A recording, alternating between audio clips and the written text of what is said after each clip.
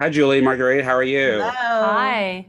So let me begin by asking, why did you want to adapt the Vampire Academy into a television series? Well, she didn't at first, Now, but that's a terrible start. but we'll explain why later. Um, no, I think I sort of semi-famously tweeted in 2015 that if I was given the reins of Vampire Academy, that all would be right in the world. And it is a property, a book series that I personally have been a big fan of since before Vampire Diaries. So much so that Marguerite, who has been my friend for about that long, Yeah. was asked and forced to read them on some beach vacation I love them. 15 years ago and fell in love with them too. So when I called her in 2020 and said, or 2021 and said, hey, do you want to do Vampire Academy with me? She said, why would we do another vampire show? What's wrong with you? Yeah.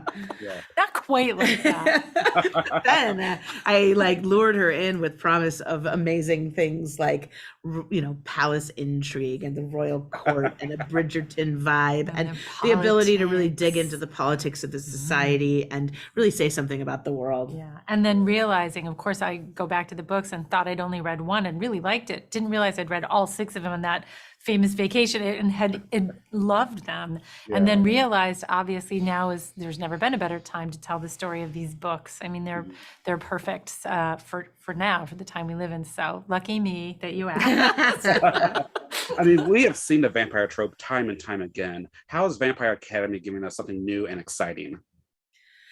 To be honest, we had to ask ourselves that same question. I mean, the stories are so different than any stories that I personally have told before. So that in and of itself gives its own unique identity. But really, I mean, we, along with the source material, have created an entirely new world, a vampire dominion set sort of off the beaten path, off the grid of what we would call the sort of the human world. There is no Mystic Falls, no Covington that our world, no New Orleans that our world is set in. It is the vampire dominion. It is Saint Vladimir's province, one of 13 vampire provinces. It has castles. It has it doesn't have a moat, but it may as well have a moat.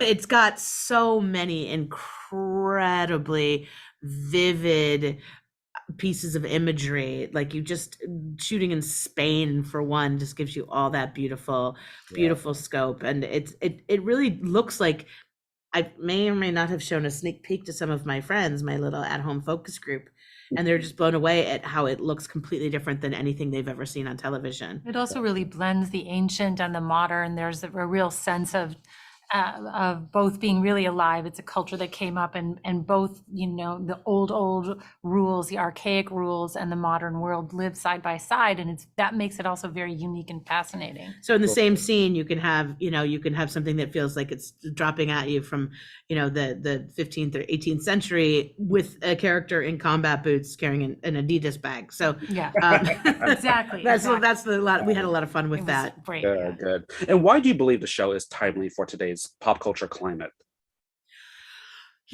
Vampires, no pun intended, just literally won't die. I mean, people love them, and God bless, so do I. So that we're compatible in that way. I think that from a thematic point of view, vampires are an inherently emotional creature. Because it's a lonely proposition being stuck all on your own for all eternity. So you're gonna go out in search of a connection. And so thematically, I think that that's really relatable and universal. And then in this particular story, being able to use vampires and genre as a way of, if for lack of better words, like sugarcoating what is also a really important story, a timely story about society today. Essentially kind of, the books are a bit prescient. It's about a society that's coming to terms with these class inequities and how it's pulling them apart. So it feels really resonant. And yes, you get to see it with all this beautiful stuff, but it's stuff people will recognize. And I think at the core of it is this beautiful friendship between these two young women who have to kind of fight for their friendship because they're on different sides of this, what the world is calling it, the political divide. And they have to kind of, see what they're made of to see if they can keep that friendship going. And in trying to protect their friendship, they are in some ways protecting the world and trying to sort of make their world better. And it's a very interesting time to tell that story. For sure. May I take a screenshot for social media purposes? Sure. Okay. 1, 2, 3. Perfect. Thank you for your time, Julie, Marguerite. Thank you.